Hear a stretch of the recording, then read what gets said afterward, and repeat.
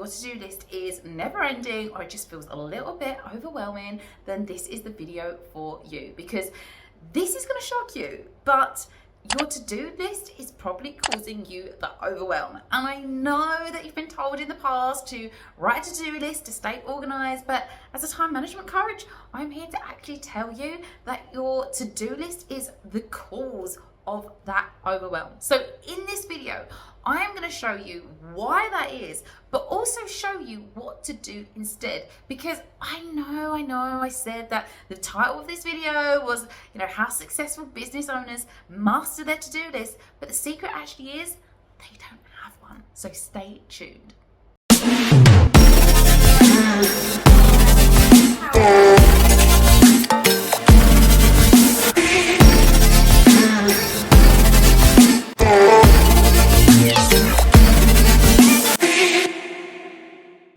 Now, if you are a to-do list lover, don't freak out, because secretly I am a to-do list lover, but I have just learned how to master the to-do list so it doesn't feel overwhelming and it doesn't paralyze me into procrastination.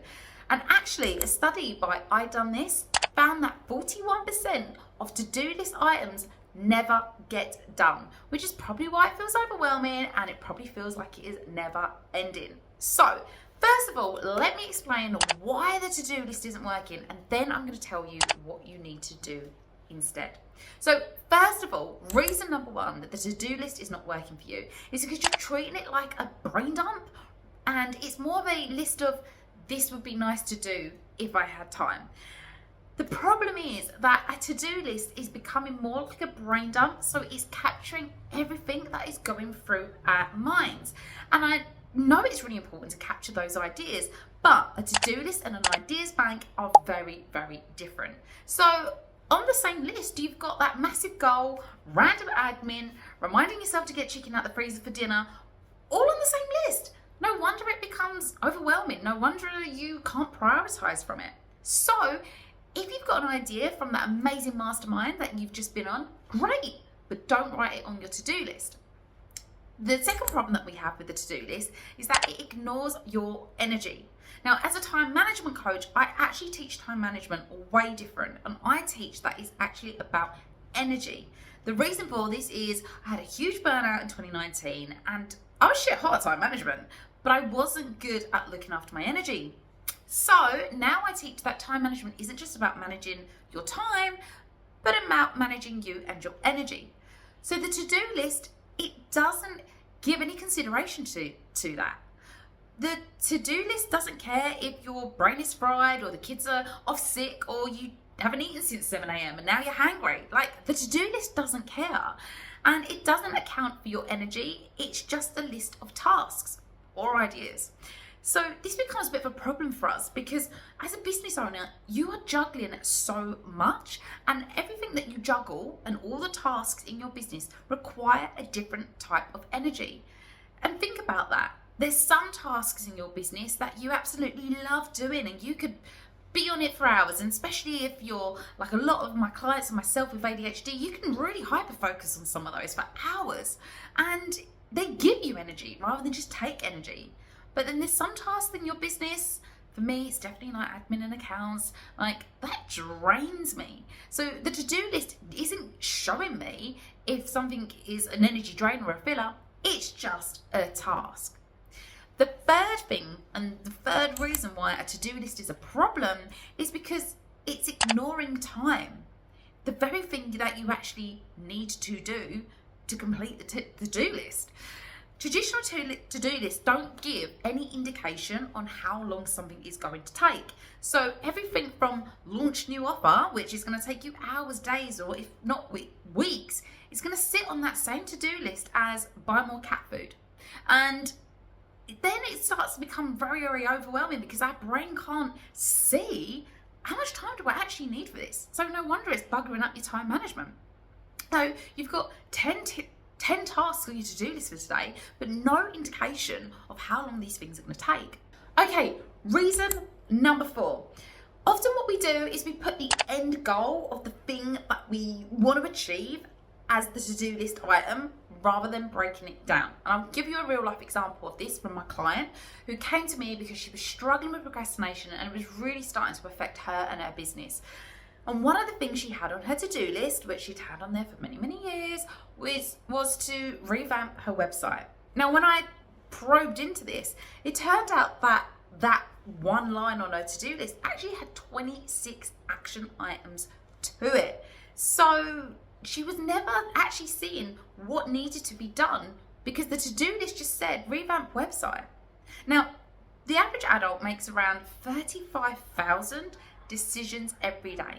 So when your brain sees a to-do list with, 15 items with no priority order, no clear instruction about how to get started on it, it kind of perceives it as a threat, and then this triggers us as stress. This then causes us overwhelm, and this is why we end up procrastinating.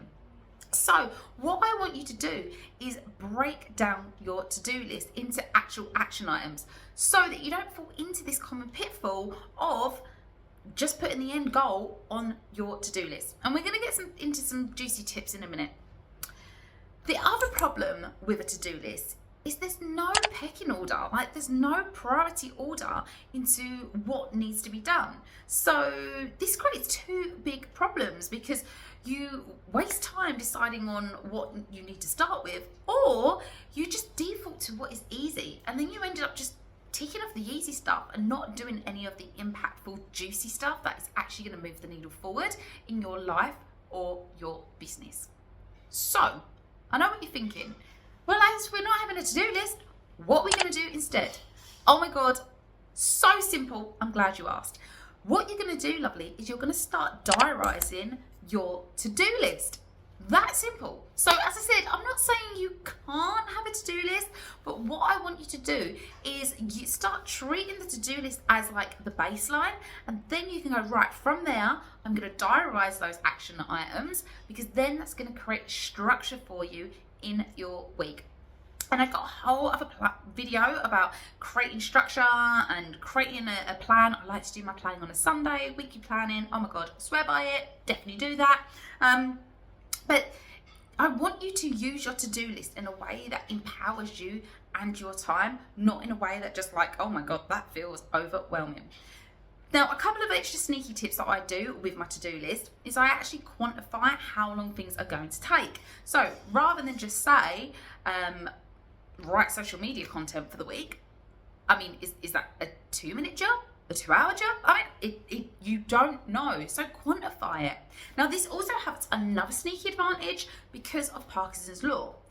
Parkinson's law is the adage that work expands to fill the time. So however long you give yourself is generally how long something will take. And this is particularly true on those tasks, especially in our business, like emails or social media or engagement or DMs, writing a newsletter. Those kind of tasks, we could be doing those for like ages. So give yourself a time limit. Say, right, I'm going to do all my social media content in 2.5 hours. And Parkinson's law yourself. Not sure if Parkinson's law can be used as a verb like that, but you know what I mean. So I want you to have your to-do list, but I want you to actually start writing on there how long things are actually going to take you. And then you can start diarising that to-do list. Now, this then starts touching on the concept of time blocking, because when you start diarising your to-do list, you now start saying, right, I've got a block of time to achieve that, a block of time to achieve that. And this is going to help you create that structure that is so important for a thriving business. Before you go, lovely, I have got one more thing for you. Make sure you get my free download. This is my Busy to Balance. Now, bear with me, it is a time management audit. But before you go, oh, boring, this is a game changer, because this is going to help you assess where you are currently leaking your time. And when you know where you're leaking your time, that is when you can do something about it. So maybe it's procrastination, maybe it's tasks that are taking longer than what you realize, but whatever it is, you need to have that awareness first. So make sure you get your hands on that. I will link that in the description below, and I would love to know how you get on with it. There's a study done by iDoneThis. in order to manage, oh no.